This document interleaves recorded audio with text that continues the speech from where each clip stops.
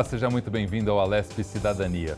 No programa de hoje vamos falar sobre letramento racial, que é um conjunto de práticas que tem por objetivo conscientizar o indivíduo sobre a estrutura e o funcionamento do racismo na sociedade e torná-lo apto a reconhecer, criticar e combater atitudes racistas em seu cotidiano. Para falar sobre esse assunto, recebemos a educadora social e visagista estética preta, Gabi Imani. Gabi, seja muito bem-vinda. Obrigada. Prazer receber você aqui no estúdio. Obrigada, o prazer é meu.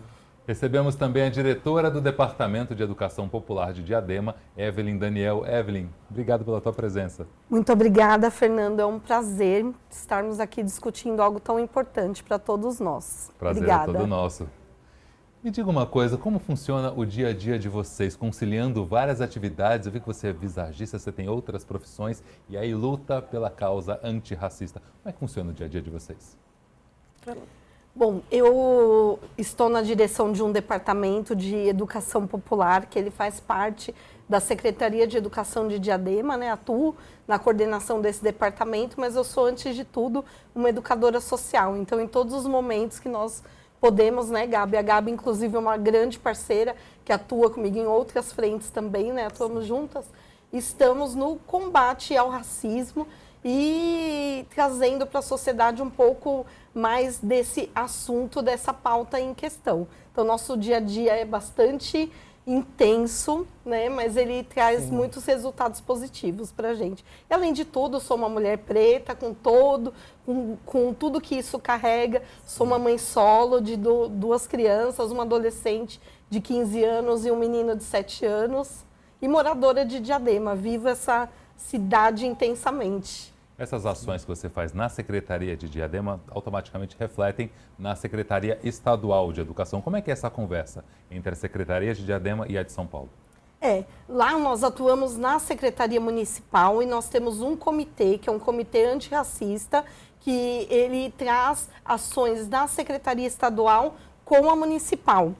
Eu e a Gabi fazemos parte de um coletivo, também de vários coletivos em Diadema, né, que luta pela questão étnico-racial, e nós atuamos também em escolas já com questões de racismo, né? Então, nós juntas, não só eu e a Gabi, mas outras pessoas também, quando tem alguma denúncia, alguma questão, nós vamos para as escolas poder realizar esse trabalho. Você, Gabi, você tem tornado as pessoas ainda mais belas pelo visagismo, Sim. Esse trabalho, esse cuidado com os cabelos, principalmente, você trabalha bastante com cabelo? Sim, eu trabalho muito. Na verdade, inicialmente veio o cabelo, mas eu sempre, por minha causa, uma questão mais da estética, né? Mais a aparência, o estilo, o cabelo, sei lá, eu acho que tudo veio uma composição da minha infância, né? Daquilo que eu não consegui transmitir, então, de alguma forma, eu fui trabalhando com isso desde a adolescência. Então, hoje, eu consigo trabalhar com essa parte da estética, desse cuidado. Mas é para além da estética. Eu acho que cuidar do cabelo da pessoa preta, né? Trazer e ouvir toda a história, carregar toda essa história que elas trazem, eu acho que é um ato muito mais político e de resistência. Não é só essa questão da estética em si, da beleza do que é tendência. Então, o meu papel como visagista é estudar, né, traços pretos, conhecer os traços pretos, para que a gente consiga, junto da pessoa, principalmente jovens, construir essa identidade, para que eles possam se ver, né, dentro dessa identidade preta, se reconhecer nessa identidade preta para a sociedade. Então, o ser visagista é só uma pontinha do iceberg de tudo que eu faço também, porque comecei como transista, aí por conta disso fui para a moda e da moda fui para o visagismo e está tudo junto no mesmo lugar. Você trabalha diretamente com a autoestima da mulher, principalmente, Sim, né? Como é que você vê ela antes de passar pelas suas mãos e depois, com a autoestima renovada, com essa imagem mais confiante? Na maioria das vezes elas vêm carregadas de muitos traumas, né? Principalmente eu acho que a questão do cabelo, porque as meninas na escola, elas têm, principalmente na fase da infância, tem uma dificuldade de se enxergar, né, enquanto beleza. Então, a gente pode falar parece que é uma coisa muito distante, né, mas quando essa pessoa senta na cadeira, essa pessoa adulta, ela resgata toda essa criança e ela traz toda essa história, né, traz toda essa dor. E aí a gente, nessa troca, porque muitas vezes os procedimentos são longos, então a gente passa o dia inteiro, então acaba tendo uma sessão de transaterapia, né, onde a gente já começa a conversar, ela começa a dizer tudo o que ela sente e a gente vai fazendo esse processo de transformação que não é só externa, também é interna, né? Que é o se gostar. E quando a gente termina todo esse papo e o procedimento, o cabelo tá pronto, e aí vem toda a sensação de tipo, eu sou essa pessoa toda, mas eu não sou essa pessoa toda só por conta da transformação do cabelo, mas eu sou essa pessoa toda por tudo aquilo que eu passei. Embora seja, como que eu posso dizer, não justo, né? Porque ser resiliente não é uma escolha, né? Você tem que ser. Então, elas acabam sendo essa resiliência e reconhecem essa força toda muito mais como resiliência, transformando isso em algo bonito, né? Então, aí consegue transparecer, deixar mais no externo. Essa questão dos traumas, ela vem muito da infância por causa do bullying. O bullying sempre aconteceu. Sim. E continua acontecendo principalmente com as meninas por causa do cabelo, né? Sim. A parte da educacional para lidar com esse bullying, como é que funciona dentro das escolas? Olha, é fundamental. Quando a Gabi fala, né, de estética, e a gente fala que não é apenas estética, a gente é numa sociedade estruturalmente racista, é estrutural. O corpo negro, ele não gera empatia. Então, é sobre esse corpo negro, a gente colocar ele no lugar na sociedade que é o lugar que ele merece. Então, nas escolas, começa pela educação infantil e pelo cuidado. Começa no letramento desses educadores, formação continuada dos educadores. A gente sabe de pesquisas que crianças negras, elas ficam mais tempo no berço, elas choram mais, elas causam menos empatia. E isso não são falas soltas que a gente está falando, são baseadas em pesquisas. Tem um instituto aqui que é o GLE10, que é o Instituto da Mulher Negra aqui em São Paulo, né? Que ele é muito conceituado e a gente bebe muito dessas fontes. Então, esse instituto realizou uma formação com a gente que trouxe essas questões. Então, começa pelo cuidado daquela criança lá no berçário, pelo cuidado com o cabelo dessa criança, que muitas vezes todas as outras eram penteadas, chegavam nas suas casas, né, tomada banho, cheirosinha, e aquela criança lá, por ter um cabelo crespo, ela era deixada ali, não vou mexer, não sei. Então, passa por toda essa conscientização dos educadores. E essa criança também se enxergar como bonita. Já desde pequeno, né? Eu sou uma mulher de 43 anos, eu falo que demorou mais de 30 para eu me achar bonita e mais de 40 para eu me achar linda. E hoje eu me acho, assim como acho a Gabi, assim como acho você e muitas outras pessoas negras, né? Então, a gente começa a se ver num lugar de beleza. Essas crianças já estão nascendo com isso, a gente colocando ele num lugar de beleza, de se olhar e de se gostar também. Vocês são mulheres jovens, mas no nosso tempo de infância a gente via essa discriminação, esse bullying muito presente. Vocês sentiram uma evolução desde quando vocês começaram a trabalhar com isso, conscientizar outras pessoas? Vocês já percebem um olhar diferente, uma consciência maior das pessoas? Olha, eu participei de uma formação pedagógica para esse cuidado, né, de estética preta desde a infância. E eu fico assustada porque, na verdade, eu não vi diferença, né? Eu não vejo diferença e, como você falou mesmo, as pessoas não terem essa percepção e essa sensibilidade de olhar para uma criança preta e entender que ela é, sim, diferente. Porque a gente quer trabalhar num lugar onde que somos todos iguais. Não, não somos todos iguais. Somos várias pessoas diferentes de diversos lugares e cada uma tem a sua necessidade de cuidados. E uma criança preta tem uma necessidade de cuidado diferente, como uma criança branca tem uma necessidade de cuidados também diferente. Mesmo que sejam duas crianças brancas de cabelo liso, ainda assim existe uma diferença de cuidados, porque são pessoas diferentes. E as pessoas colocam mais esse lugar do escanteio porque eu não preciso cuidar dessa criança. Porque já que ela vem de uma família pobre, que não tem muitos cuidados, então eu não preciso cuidar dela porque ela já está acostumada a viver com isso. Então ela não é vista, a criança, principalmente a menina, ela não é vista como esse lugar de princesa. Então quando eu me coloco dentro de uma escola onde eu estou diante de professores que passam por formações pedagógicas, né, que estudam e para ter esse cuidado com crianças e elas conseguem reproduzir de que tudo aquilo que a gente traz no cuidado de uma criança é um mimimi ou um vitimismo, então a gente percebe que a gente ainda existe um abismo muito no que a gente quer e no que realmente está sendo feito. Né? O principal desse trabalho é tratar também a formação dos professores, né? Quem lida diretamente com as crianças. Não só os professores, os funcionários das escolas também, diretoria, enfim. Como é que funciona essa conversa com os professores? Eles estão abertos a se formar dessa maneira? Olha, uma grande parte assim que me motiva estão abertos, mas tem uma parte considerável que ainda traz questões que a Gabi diz, que é um mimimi, que não é necessário, que somos todos iguais, eu não vejo cor, algumas frases que não nos ajudam, alguns posicionamentos que não nos ajudam. Mas eu acho que todo movimento, ele é importante. Então, você trazer, trabalhar as questões raciais na escola é uma lei. Então, a gente começa trazendo, sensibilizando, querendo que todo mundo goste e queira estar ali naquele lugar. Mas quem não quer estar ali naquele lugar tem que, no mínimo, respeitar as leis. E aí você forma pessoas ali que acabam sendo exemplos para outros, pessoas que acabam arrastando ali pelo exemplo, pelo trabalho. Então, acredito que nessa nossa geração ainda são pequenos passos, mas que essas que estão vindo, assim, né, nossos filhos, as outras crianças, eu acho que a gente vai conseguir ver grandes mudanças, sim. Existe um abismo muito grande entre a escola pública e a escola particular? Muito. Muito grande. Muito grande. Eu acho que chega a ser gigante, não se conversa, né? É muito difícil. O que é aplicado numa não é aplicado na outra e vice-versa. E é o que é engraçado, porque, por exemplo, existem algumas escolas particulares que elas estão preocupadas nessas questões. Até porque se existem, mesmo que existam poucas pessoas negras, alunos negros dentro de uma escola particular, e os pais têm esse reconhecimento de identidade racial, então, provavelmente, eles vão bater de frente com essa escola, dizer que eles precisam trazer assuntos de letramento racial, né? Letramento, educação afrocentrada, porque a gente fala muito de letramento racial, mas o letramento racial ele é importante, mas para ele poder ser importante, precisar a educação afrocentrada, porque a gente precisa voltar um pouquinho lá atrás para poder fazer com que lá na frente fazer sentido o letramento racial, né? Então, eu acho que ainda a escola particular, algumas ainda,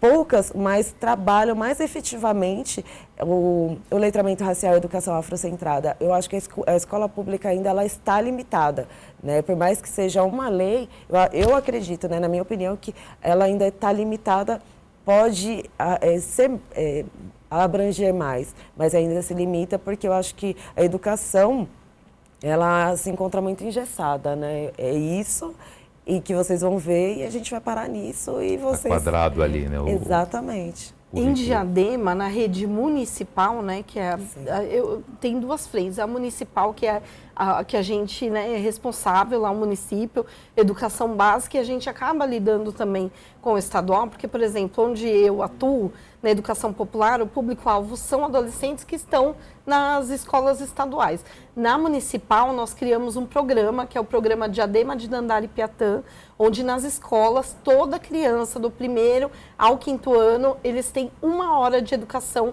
étnico-racial por semana. Então, os professores, gostando ou não gostando, tem os professores que são designados e que eles atuam com essas crianças, trabalhando a questão étnico-racial. E quando a Gabi fala dessa diferença do letramento racial, da educação afrocentrada, há uma grande diferença. Você pode fazer uma revolução e trazer letramento racial para uma cidade inteira. Agora, se você não muda o centro, a gente foi criada numa educação eurocêntrica, onde o homem branco é sempre a referência, é o padrão. Lembra, Gabi, da sua infância? Vamos lembrar da nossa. Que corpo humano você viu no livro de ciências? Sempre um corpo branco. Quais eram os cientistas que a gente estudava? Sempre pessoas brancas. Então, a gente tem que mudar um pouco essas referências. Trazer pessoas negras para o centro. Eu falo que, assim, uma mulher branca, ela se declara apenas como mulher. Uma mulher negra, sempre eu sou uma mulher negra, né? E um homem branco é uma pessoa, né? Então, são situações, né, onde o homem branco ali está nesse topo da pirâmide, ele é o ponto de partida, de referência, né? E a gente tem que mudar um pouco, a gente tem que colocar outras pessoas também para serem. Nossas crianças, nossos adolescentes, eles têm que se ver também na novela, na televisão, bacana, mas eles têm que se ver ali também como cientistas, como uma cientista que inventou o GPS, uma coisa tão importante para a gente, foi uma mulher negra. Então a gente tem que começar a estudar essas questões. E eu acredito ainda, né, porque na escola, como que uma criança negra pode se gostar se toda vez que eu vou folhear um livro, eu vejo sempre uma história da escravidão, é sempre um navio negreiro, é sempre algo muito pejorativo. Só se fala disso. Só se fala disso. Exato, só olha para aquilo. Então eu não quero ter a minha imagem linkada a algo que é sempre ruim, né? Agora, por que a gente, por exemplo, a gente não traz uma história de uma mulher que foi rainha dos quilombos, né? Que é Teresa de Benguela. Sabe, seria interessante qual a menina que não vai se ver dentro dessa referência. Porque a gente não precisa assistir um filme, sei lá, da Disney, com uma garota, uma princesa negra, para poder ter uma referência, sendo que na nossa história Histórias reais, né? Histórias reais. Por que eu não posso querer me parecer com essa mulher? Né? Então, aí você olha o livro, porque eu não vou ter referência, eu vou odiar a escola, porque é através dessa história que sempre traz a parte da dor, que não traz o antes, porque o preto ele não nasceu na escravidão.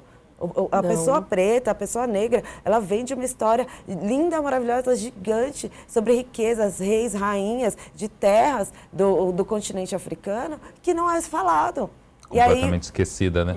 Fica lá. E o máximo que se fala é muito pouco e geralmente no mês da consciência negra, né? E a gente não precisa esperar um mês que é importante para a nossa história, ele é importante para a gente discutir, ter essas pautas sendo discutidas, mas a gente tem um ano inteiro para a gente poder discutir e trazer literatura preta, né? Trazer histórias pretas, trazer a história de heróis, né? Que a gente fica buscando por heróis, a gente quer uma referência. E a nossa primeira referência começa em casa, é quando a gente vai para a escola, porque a nossa primeira sociedade é em casa, né? A segunda é a escola. E aí na escola, se eu não consigo ver os meus pares, os meus semelhantes como referência, eu busco pelo quê? Parecer com outro que jamais vai ser inalcançável, né? Porque é aquela estética que eu vou ainda alisar meu cabelo para tentar parecer alguém que jamais serei. E que nada vai mudar, porque embora você mude o seu cabelo, mas o seu tom da pele vai continuar ali, né? Continua sendo a mesma pessoa.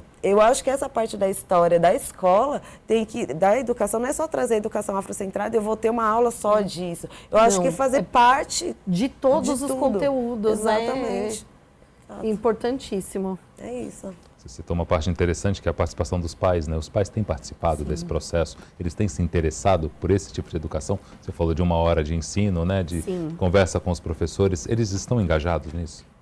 Olha, é um convencimento também. À primeira vista tem aquele estranhamento, né? Não é muito tranquilo. E depois, com as ações do dia a dia, os próprios pais, que também, a gente está falando de Diadema, onde mais de 50% da população é uma população negra, né? Então, os próprios pais também, eles vão se reconhecendo, eles vão olhando ali que na educação deles não foi roubado como foi da nossa, eles vão aprendendo junto com os filhos. Aí vira um processo de encantamento, encantador. Mas tem que ter essa fase inicial de convencimento. A gente tem muito preconceito, por exemplo, eles acham que tudo vai falar das religiões de matriz africana, e pode ser falado, mas de todos, como é falado na escola, em história, a gente tem que citar por conta dos momentos históricos religiões, mas que sejam todas, né? Tem que contar a história toda, né? Não só uma parte dela, né? Exatamente. Até porque a construção da nossa história, né?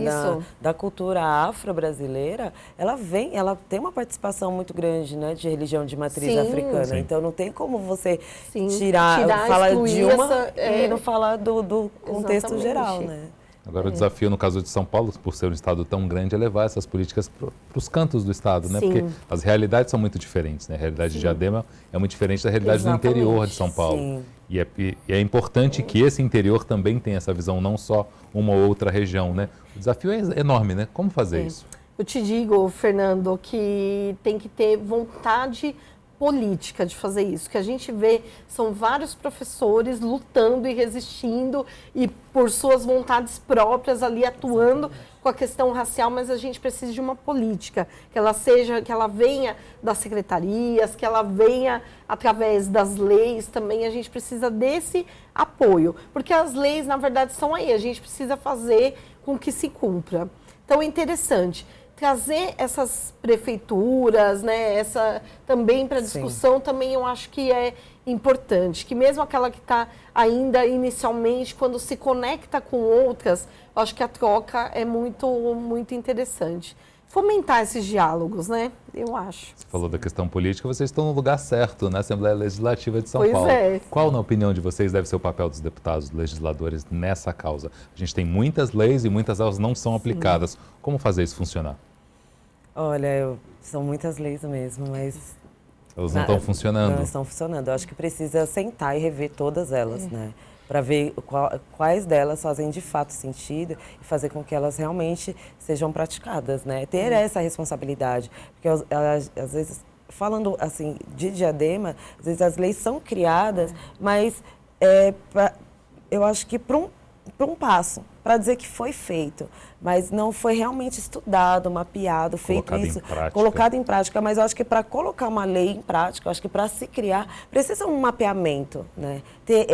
Ter esse compromisso, né? Essa responsabilidade de fazer um mapeamento, de conhecer os territórios, de conhecer as pessoas, para poder se criar uma lei dentro das necessidades. Porque não adianta a gente só criar uma lei que vai assim, eu tenho uma lei, sei lá, que toda escola tem que ter a educação afrocentrada. Mas em que sentido? Como que foi feito isso? Como foi elaborado, sabe? Como que foi feita essas escutas, né? E toda essa pesquisa, para realmente se fazer sentido. Então, eu acho que a responsabilidade, o compromisso de estar ali. A lei foi criada, mas estou aqui, efetivamente trabalhando para que ela realmente esteja em prática e esteja acontecendo, né?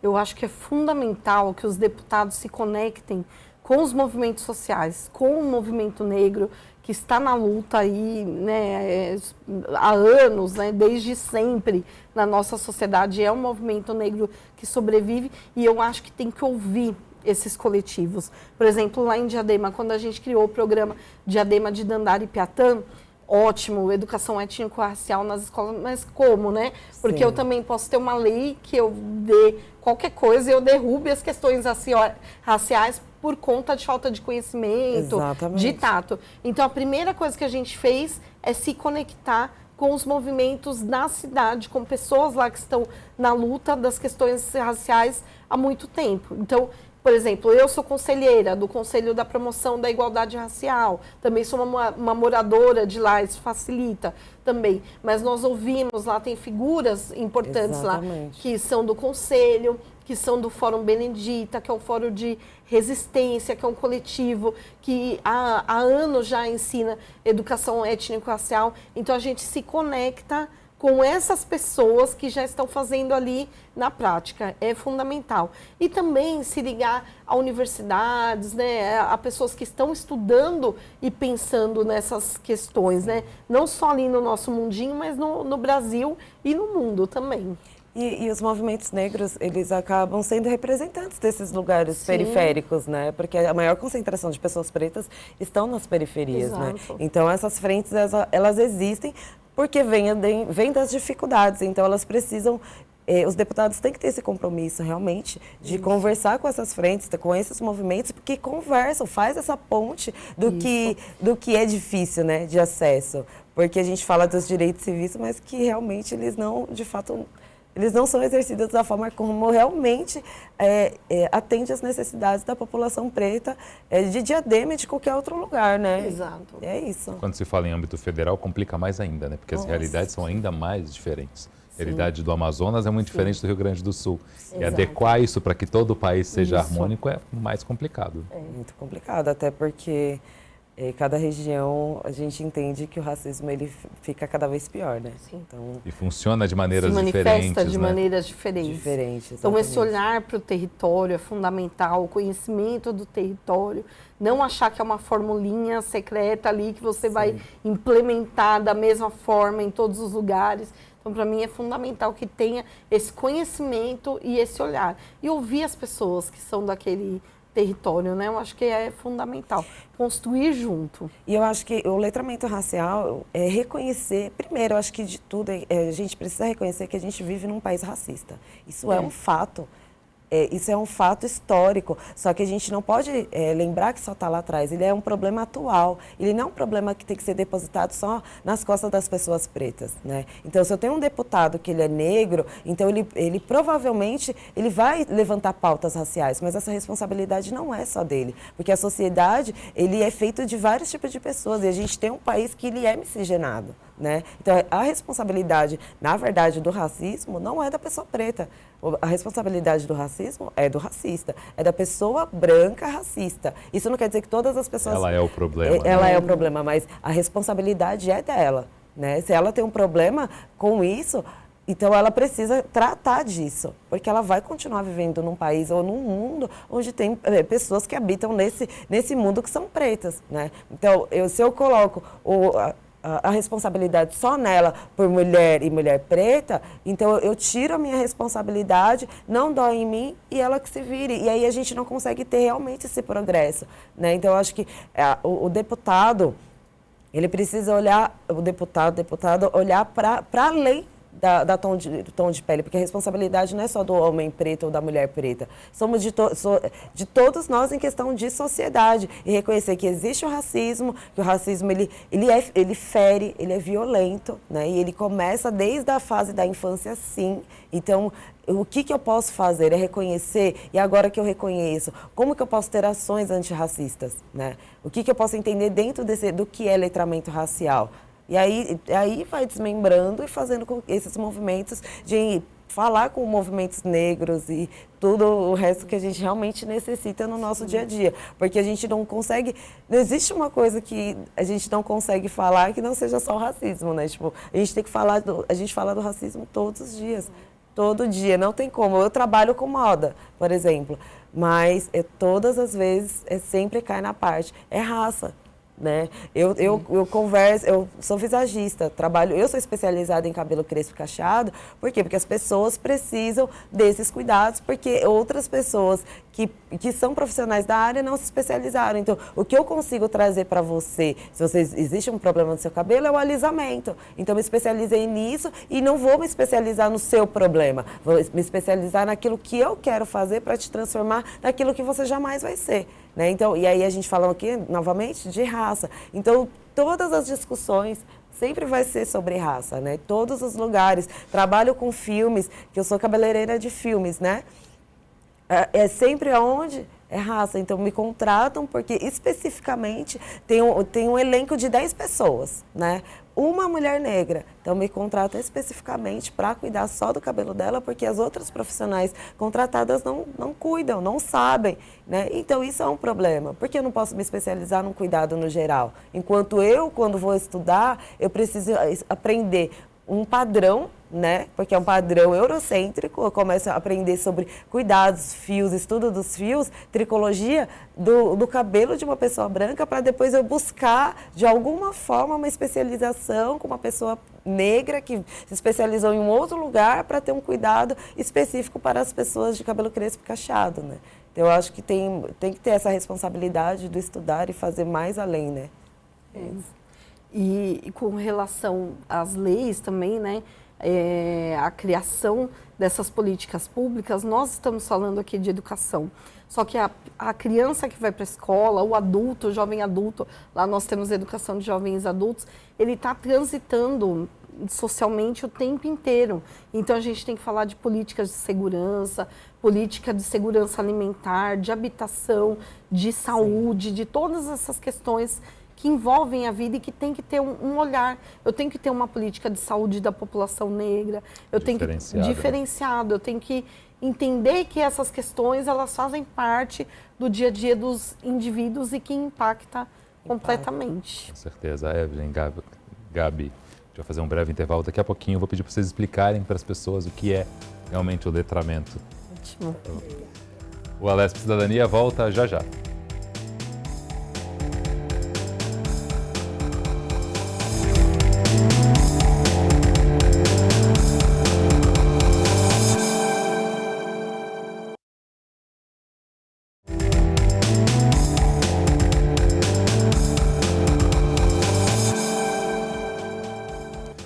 O Alesp Cidadania está de volta hoje falando sobre letramento racial. Para falar sobre esse assunto, conversamos com a educadora social e visagista estética preta, Gabi Imani, e também com a diretora do Departamento de Educação Popular de Diadema, Evelyn Daniel. Meninas, o que é o letramento racial? Eu acredito que seja um conjunto de conhecimentos sobre as questões raciais que todo ser humano deve ter, não só as pessoas, a gente fala muito de letramento racial para os nossos, para nós mesmos, mas que toda a sociedade precisa. Eu preciso saber o que é racismo, eu preciso entender o que é racismo estrutural e como ele age, o racismo recreativo. Eu tenho que saber e passar para as nossas crianças que tem expressões que a gente não usa mais, que são expressões racistas, tem coisas que a gente não deve falar e nem tão pouco pensar. Então, eu tenho que entrar nessas estruturas do conhecimento para abordar. Eu vejo dessa forma. Falando em mercado de trabalho, as empresas têm se esforçado. Eu percebo que em muitas entrevistas, as empresas têm se esforçado, né, em conscientizar todos os funcionários. Eu acho que a questão da entrevista de trabalho é um problema, né, para o profissional negro. Olha, eu sempre tenho uns debates com algumas amigas que também, a gente sempre conversa muito sobre isso, mas eu acredito que toda vez que a gente precisar preencher uma ficha, que você precisar colocar preto ou pardo, na minha opinião vai ter um problema muito grande, sempre, porque sempre vai se deparar. As pessoas, o negro cabe entre pretos e pardos. Se eu me denomino como uma pessoa parda, então eu sou uma pessoa preta, afrodescendente, de pele clara. Então, a possibilidade dessa pessoa entrar e trabalhar naquele lugar é maior, porque ela tem a passibilidade de parecer branco, mas ainda não é. Ela tem a passibilidade, então ela consegue alcançar a cota e fazer parte daquele lugar. Agora, se eu coloco como afrodescendente, eles vão saber se é preto ou retinto ou não? Não, eles vão ter que realmente contratar pelo currículo. Entende? Não vão contratar primeiro eu vou ver se ela é parda, depois eu vou ver o currículo. E uma coisa que a gente percebe dentro dos nossos trabalhos é que toda pessoa preta, ela não tem uma profissão, ela tem dezenas, né? Porque ela vai chegar, ela não vai se apresentar tipo, tudo bem, eu sou a Gabi, né? Não, eu sou a Gabi que faz isso, e assim não acaba, porque a gente precisa primeiro mostrar o nosso currículo para depois ocupar o lugar, sabe? Exato. Nesses lugares de ocupar empresas, né, lugares de empresa, toda vez que a gente apresenta uma pessoa preta, nunca é uma pessoa assim, tipo, essa é a Evelyn. Pronto. Essa é a Evelyn, sei lá, advogada, não sei o quê, não sei o quê. É como se eu precisasse justificar para as pessoas por que ela está ocupando esses lugares. Né? Então, tipo, ela está aqui, então eu vou justificar primeiro porque ela está aqui, porque ela é advogada, porque ela estudou, porque não é só pelo fato dela ser a Evelyn, não importa. Então, enquanto toda vez que a gente vai preencher uma ficha, precisar colocar preto ou pardo, vai ter as diferenças. Né? Então, eu vou contratar uma pessoa que pode parecer branca e assim eu atinjo a cota de pessoas pretas na empresa que eu preciso, mas ainda assim não contrato retinta, pessoa preta retinta, porque ainda não é um padrão de beleza que eu quero dentro da minha empresa ou intelectualmente capaz de desenvolver aquele trabalho. Né? E aí, quando se coloca o afrodescendente, eu acho que a gente abre muito mais o campo e eu não preciso ficar só olhando a parte da estética, contratei realmente pelo currículo. Eu acredito que existe um avanço grande, que muitas empresas elas estão contratando mais pessoas negras, estão trabalhando o letramento racial dentro das suas empresas. Se é uma vontade genuína, eu já não sei, ou se é algo que, né, esteja tão gritante aí socialmente que elas têm, né? É bacana ter uma empresa também para marketing que trabalha com as questões raciais, atrás, né, mais consumidores, investidores, lembrando que o Brasil também é um país, né, com uma população negra muito grande, né, e parece que agora eles estão se dando conta disso, mas independente de qual foi a motivação, eu acho que é importante a gente estar lá nesses lugares, a gente ocupar esses lugares, e assim, meu sonho é que um dia que a gente chegue e não me contrate porque eu tenho uma cota ali, porque eu tenho que ter um X de profissional negro, ou não me contrate apenas porque eu sei falar das questões raciais, que eu adoro falar, que eu acho importante, mas porque eu sou, por exemplo, eu sou socióloga de formação e que eu posso falar de muitos outros assuntos também, brilhantemente, como outras pessoas brancas. Então, que o nosso currículo, que as nossas, o que a gente tem de profissional também seja observado nessas empresas. Então, pelo seu conhecimento, pelo seu profissionalismo, isso, não pelo seu tom de pele. É verdade. Então, muitas vezes, assim, eu falo que eu vou trabalhar com as questões raciais pelo resto da minha vida, porque ainda é necessário, mas eu quero que, de repente, meus filhos, meus netos atuem nas profissões que eles escolheram, né, e eles não tenham que ficar abordando toda hora as questões raciais, que esse não seja um problema, que essa não seja uma questão para eles. E que não seja todas as vezes que eles precisarem trabalhar em determinadas áreas, que não seja falar, né, sobre o racismo, sobre questões raciais, que eles não precisem militar. Porque essa é a questão.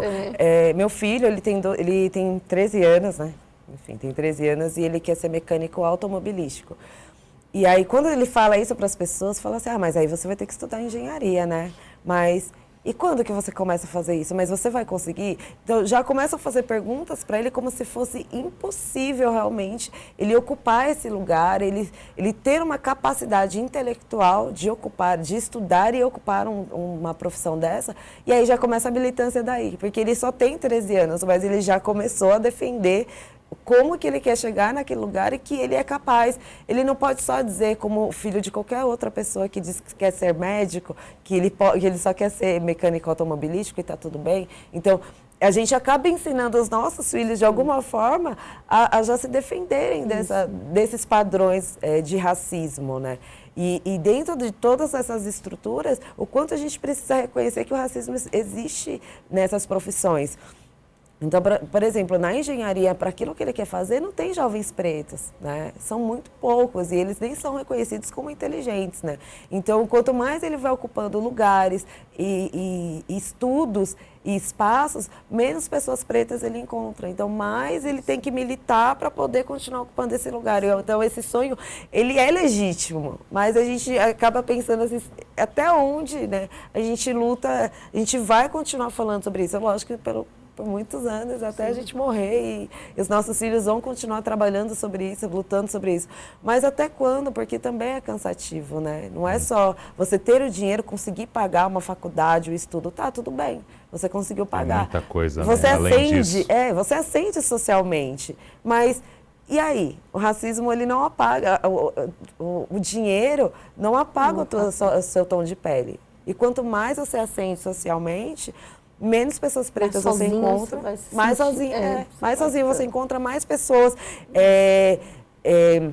racistas você vai encontrar, e pessoas racistas com mais dinheiro, elas têm noção do que elas estão fazendo. Porque se a gente fala de pessoas pobres com pouca informação, elas, na verdade, reproduzem o que o sistema, a supremacia branca apresentou uma vida inteira. Porque essa estrutura que a gente conhece, ela foi criada para ser assim, né? Ela não foi tipo, aconteceu, o que aconteceu?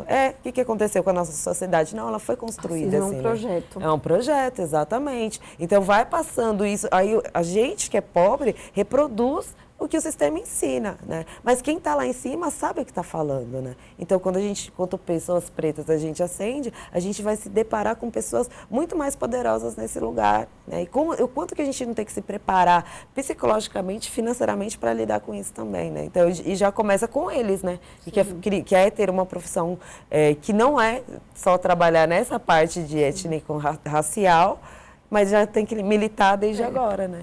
E no caso dele fazer uma entrevista de trabalho após formado, ele vai ter condições, vai ter menos condições numa entrevista por causa do tom de pele, né? Exatamente. Como preparar os jovens para uma entrevista de emprego, os jovens negros, para que eles tenham essa autoestima, essa tranquilidade, essa confiança na hora de buscar um emprego, seja na área que for?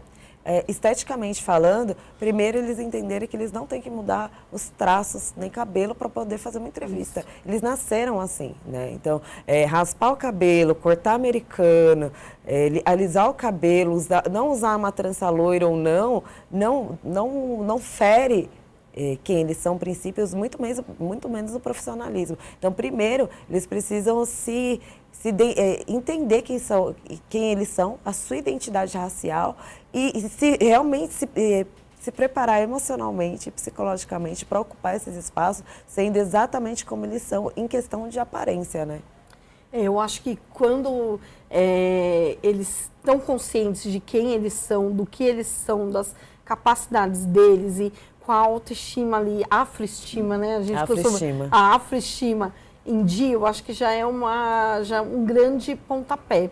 Vou te dar um exemplo lá de um programa que a gente tem na cidade, que é o Adolescente Aprendiz, para meninos e meninas de 14 e 15 anos.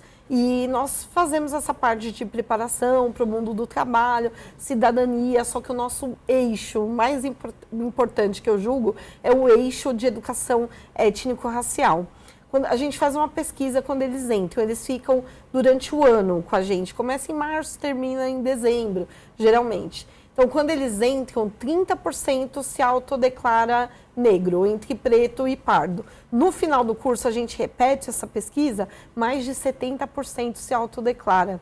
Então, depois de ter educação étnico-racial. Então, a gente vê essa importância. Meninas e meninos que chegavam, às vezes, lá, né, com um capuz, com aquela coisa de esconder o cabelo, de não querer, e você vê eles ali maravilhosos no fim do curso, com as suas estéticas ali, participando de desfiles que a gente tem na cidade, ou Realeza periférica. Nós tivemos uma turma inteira desfilando ali, é maravilhoso. E aí você começa, e eu acho que é mostrar para essa sociedade que nós estamos aqui, né? É isso mesmo. Não tem que mudar nada, tem que ir, porque você é daquele jeito e as empresas vão ter que começar a se adaptar, porque a população negra é grande. Exatamente, eu acho que a beleza, ela é diferente, né? E não é a beleza diferente, nós pessoas pretas temos uma beleza diferente, não. Cada pessoa é um ser único. A beleza ela é singular, eu não preciso parecer com alguém e ninguém precisa parecer com o outro, né? Eu acho que a gente precisa querer parecer com a gente mesmo em primeiro lugar. E a gente só consegue trabalhar essa questão da afroestima quando a gente realmente apresenta para os jovens quem eles são. Mas o que é engraçado, eu como educadora social de trança afro e de visagismo também, eu tenho várias idades, né, dos adolescentes aos mais velhos. E existe um impacto, né, da presença no mesmo espaço. O que as mais velhas e os mais velhos passaram e o que os mais novos estão passando. E quando eles têm essas trocas, esses debates, na verdade, eu só jogo a bomba e saio correndo. Para poder ver realmente como eles se sentem, né? E como eles têm essa troca e como eles vão se resolvendo dentro disso. Então, quando as mais velhas falam que elas precisavam alisar o cabelo, que muitas vezes não era o suficiente só alisar, precisava ter uma indicação de alguém e tal. E quando os mais novos trazem, falam, não, mas eu fiz a entrevista com o meu cabelo assim mesmo.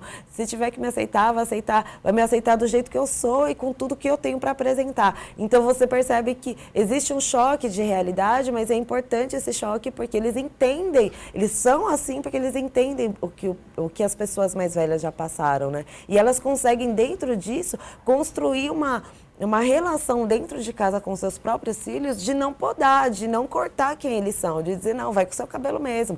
Porque as nossas mães falavam isso, né? Ah, não vai com o cabelo tão volumoso, né? Ah, não vai com essa roupa. Prende, vai com ele preso. Preso, vai com ele arrumado. Porque a visão de que o cabelo volumoso é um cabelo bagunçado, né? Então prende, porque se ele tá preso, ele tá arrumado. Então hoje a gente tem essas diferenças. Então quando eu vejo minhas alunas que vão fazer entrevista, que elas estão assumindo seus cabelos, os meninos que vão para entrevista de trança, de black, que eles se assumem, eles vão muito mais na autoconfiança. Não é pela trança em si, né? Mas é para eu poder ter o direito de usar o que eu quiser, né? E posso ocupar esse espaço sendo quem eu sou. E se eu não for bem recebido, eu vou reclamar disso. Eu vou ter o direito não o direito, o dever, o direito de exigir esse respeito quanto à minha existência, né? Eles têm essa consciência hoje em dia, né? E a gente ainda tem também uma outra questão, que é essa herança da escravidão, né? De mostrar que o negro, ele está ali só numa questão muito subserviente, de servir, do trabalho braçal. Então, a gente mostrar para esses adolescentes também, não, que nós somos inteligentes, que nós somos muito capazes, que a gente pode ocupar outros cargos, então mostrar para aquele menino, para aquela menina que ele sim, ele é inteligente e ele pode. Eu acho que isso também é uma revolução, quando a gente se reconhece naquele lugar de produção também intelectual das coisas, eu acho que transforma, né, e é revolucionário. E é para além, né, do exigir, porque muitas vezes a gente que mora em Diadema, a gente tem um problema dos jovens, na verdade, da reprodução dos pais, né, que trabalham nas empresas, nas firmas, né, nas fábricas, de que eles precisam sair da escola e trabalhar numa firma. E não, né, eu acho que é importante sim, porque talvez é uma ponte para você poder chegar onde você quer. Mas eu acho que tudo também é a gente perceber o interesse. Porque eu tive um papo com uma aluna esses dias que ela falou que, não, mas eu não sou inteligente. Eu falei, não, você é inteligente. Ela falou, mas eu sou péssima em matemática. Eu falei, mas você é inteligente nos seus interesses. Eu também não gosto de matemática, sempre tive dificuldade em matemática. Mas eu me considero inteligente em outras coisas que eu me interessei. E naquilo que eu me interessei, eu realmente estudei, li e continuo fazendo esse movimento até hoje. Então, a intelectualidade não é sobre você ser bom em tudo, é sobre você reconhecer suas dificuldades, mas você entender quais são os seus verdadeiros interesses também, né? Para vocês, qual a importância do mês e do Dia da Consciência Negra? Eu acho importantíssimo, porque você faz, né, uma sociedade, pelo menos é o nosso objetivo, parar e pensar sobre isso. É um mês onde a gente, né, tem muitas ofertas aí que a gente pode até beber dessas fontes para conseguir sobreviver todos os outros meses, mas eu acho que não pode parar por aí, não pode ser um dia da consciência negra, um mês apenas. Eu acho que a gente tem que trabalhar essas questões o ano inteiro, a gente luta o ano inteiro para que isso aconteça. Por exemplo, vou te dar um exemplo das escolas. Eu não posso ter uma festa só em novembro, só da consciência negra. Eu tenho que trabalhar o tempo inteiro. Eu não posso ser o dono de uma empresa e promover uma semana apenas de conscientização, que é importante, mas eu tenho que ter políticas, meu RH tem que ter políticas de contratação e de manutenção dessas pessoas negras nesse ambiente. Então, Diadema tem uma lei, que é a lei da Kizomba, a festa da raça. Então, todos os meses de novembro nós paramos, nós temos festividades, né, na cidade inteira, mas ele não morre dia 1º de dezembro. A gente continua atuando o ano inteiro. Exatamente sobre a lei do afroempreendedorismo, né? Isso. Então, qualquer evento que tenha na cidade, Exato. qualquer evento, festividade, o coletivo, né? A lei chama todos os afroempreendedores para participar. O ano todo. O ano todo. Não é só julho, que é o mês da mulher negra, ou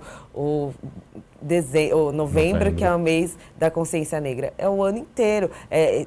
Não usar, eu acho importante. Eu acho muito importante, porque a gente precisa continuar falando disso, a gente precisa ocupar os lugares, mas não só, como você disse, no mês de novembro. Eu acho que o ano inteiro, porque senão dá uma impressão que a gente é usado como símbolo, como um token, né? Aqui, hoje, vamos falar, mas e assim, os outros meses? O resto do ano. Como que você trabalha, né? Todas essas questões que nos afetam todos os dias. Como se trabalha isso efetivamente? Porque senão a gente só vai ser um símbolo em um mês e depois esquecido, e aí tudo se perde, na verdade, porque a gente traz pautas diárias, porque a gente sofre racismo todos os dias. A gente prepara jovens, mulheres, mães solos, que são as minhas alunas, para cuidar das suas famílias todos os dias e suas famílias pretas, né? A gente sofre vários tipos de violências todos os dias, então a gente existe todos os dias. Não adianta a gente só ser chamado realmente em novembro, é importante, mas a gente precisa lembrar que esse novembro tem que durar tipo, de janeiro a janeiro, entendeu? Quais foram os principais avanços nos últimos anos, na opinião de vocês, com várias iniciativas, com várias leis, com o mês da consciência negra ter se tornado feriado nacional?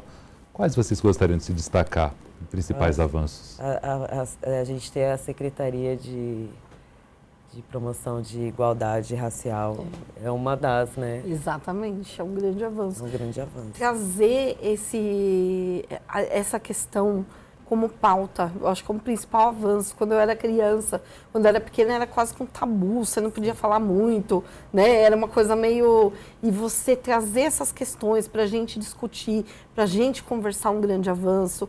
Você ter cotas também é importantíssimo. Nossa, as cotas são necessárias, são questões de reparação, né? Cotas não só para você acessar um ensino superior, que é importante, mas para você acessar, por exemplo, cargos públicos, para você estar, né, dentro das empresas, para você ocupar outros lugares. Então, acho que são grandes avanços. Vocês acham que as cotas inseriram muitas pessoas em lugares onde eles não entrariam antes de existir as cotas? Tem havido um equilíbrio maior, mesmo numa proporção pequena, mas tem mudado essa balança? É um pontapé, eu acredito, assim, né?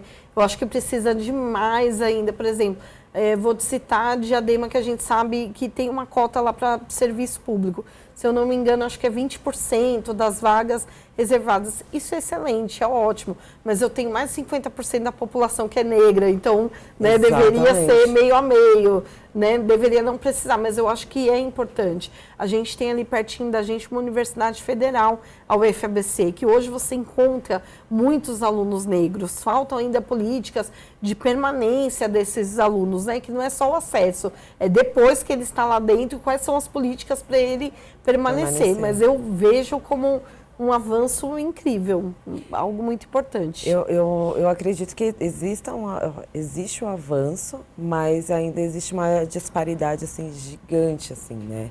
Porque dá um passo, né? De 10 mil ainda um passo é um avanço, mas ainda existe uma disparidade muito grande, até porque se a gente tem 56% de uma população declarada preta, por que a gente ocupa só 20% do lugar? Né? Eu acho que precisava realmente ser igualitário, mas aí para a gente falar de ser igual, pela igualdade, a gente precisa entender da equidade. Isso. Porque como que eu posso permanecer dentro de uma faculdade, passei de uma universidade, se eu tenho dificuldades de acessar, de chegar, de trabalhar. Eu trabalho num lugar que eu levo 3 horas para chegar, depois eu levo 3 horas para chegar até a universidade, eu levo, tipo, sei lá, 1h30 para chegar até a minha casa depois, né? E como eu faço disso no dia seguinte, permanecer, né? Então, existe, enquanto se eu tenho um carro, então eu tenho um acesso, né? Eu costumo dizer que as 24 horas existe, mas não é igual para todos. São diferentes. Né? Não é igual para todos. Então, se uma pessoa ela precisa trabalhar e estudar, qual é o movimento que ela faz? E se alimentar. Conseguir ter tempo, porque você entrou na universidade e aí você precisa estudar para as provas, para você conseguir passar, e entre outras coisas. Qual é esse tempo que a pessoa tem? Então, a gente precisa primeiro também lembrar da equidade, porque a gente tem a cota... pontos de partida diferentes. Exatamente. Né? De cada pessoa. Porque as cotas ajudam, sim. Mas entramos, temos as cotas, que é uma reparação histórica. Então, eu consegui entrar, ok. Como que eu vou conseguir permanecer, né? Isso. Como que eu chego nessa... Se manter é mais difícil. Se manter, né? Quando chega no final, na verdade, essas pessoas, elas não têm... Eu falo por mim, quando chega no final de qualquer estudo que eu fiz ou projeto desenvolvido, eu acabo nem tendo força para, tipo, celebrar. Você está exausta. Porque eu estou tão cansada, porque... todo dia é uma luta, né? E todo dia é um imprevisto, é uma coisa diferente. Acontece e aí você percebe que você vai se sentindo cada vez mais cansado, né? E aí é onde a gente não tem... As políticas públicas, a gente precisa lembrar do cuidado da saúde das pessoas pretas. É essencial, deveria fazer parte de uma cesta básica. Isso é o mínimo, sabe? Se eu tenho luz, água e, sei lá, aluguel para pagar, que eu tivesse condições de pagar uma terapia, pelo menos, né? Mas se eu não tenho, como que realmente é feito isso dentro dos territórios, né? Para a gente poder entender como que está a saúde desse jovem preto, dessa mãe. Porque a gente fala do jovem, mas a mãe solo é que, de alguma forma, dá esse suporte para que ele sofre estude, duas vezes, né? Como que ela consegue, como que ela chega? Eu percebo que muitas mães, incluindo a minha, eu não sei como minha mãe é, né? Na verdade, porque eu conheci uma pessoa guerreira, né? Sem romantizar, mas eu conheci uma pessoa guerreira. Eu não conheci minha mãe com sonhos, né, com a leveza, com a parte boa, com a parte legal, né? Eu conheci a pessoa que estava cansada, exausta, aflita, na correria de ter que trabalhar em 2 empregos para manter uma casa, manter os filhos, porque eu sou filha de mãe solo também, né? Então, aí hoje, que ela está aposentada, eu continuo não tendo tempo de conhecê-la, porque eu estou no lugar da minha mãe, entendeu? Então, eu acho que o letramento racial é importante para a gente poder entender todas essas esferas, para a gente poder lidar com todas essas questões, para de fato a gente dizer assim, não, as cotas realmente faz sentido, lógico, mas realmente melhorou 100% a nossa vida, né? Nesse ponto. Bom, infelizmente o nosso tempo acabou. Eu queria agradecer muito a presença de vocês, foi um prazer recebê-las. Gabi, obrigado por ter vindo aqui no estúdio. Evelyn, obrigado novamente. Eu que agradeço. Uma honra estar do lado da Gabi e do seu lado também. Obrigado. Nós aqui agradecemos. A TV Alesp está sempre à disposição de vocês. Muito obrigada, gratidão e obrigada por partilhar esse momento comigo. Eu sou sua fã. Eu também sou sua. Gratidão. Obrigada. O Alesp Cidadania de hoje fica por aqui. A gente se vê no próximo programa. Até lá.